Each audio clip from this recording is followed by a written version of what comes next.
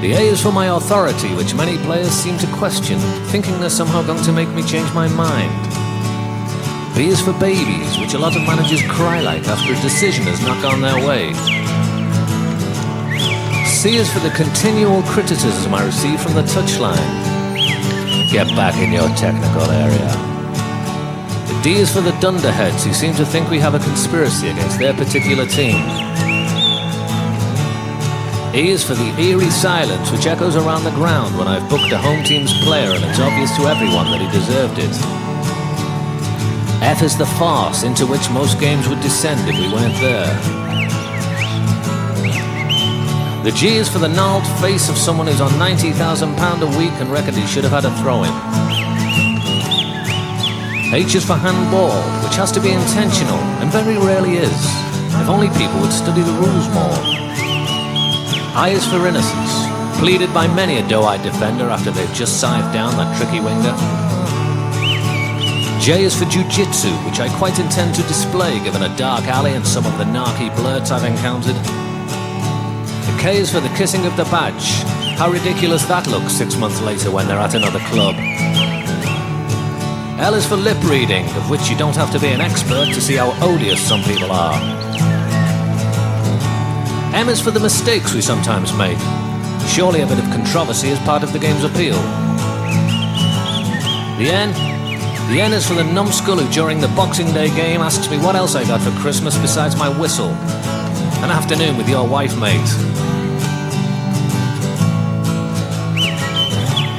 The O is for offside, which many forwards tell me they simply could not have been. The P is for the penalty shootouts. Great drama and no pressure on me. The Q is the quiet word which I sometimes need to have with some of the more fiery participants.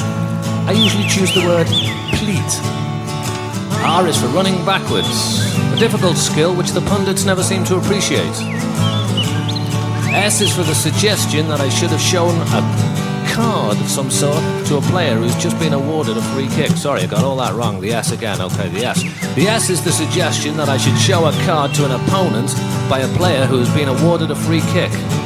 He himself is more in danger of getting one for that. T is for the 21-man brawl, which is basically an embarrassing scene of pushing and shoving. U is for the umpire, which I sometimes wish I'd been instead. You never hear a cricket crowd chanting, "Who's the bastard in the hat?" The V is for vitriol, vilification, vendetta, and volley of verbal abuse. Some good bird noises there, boy.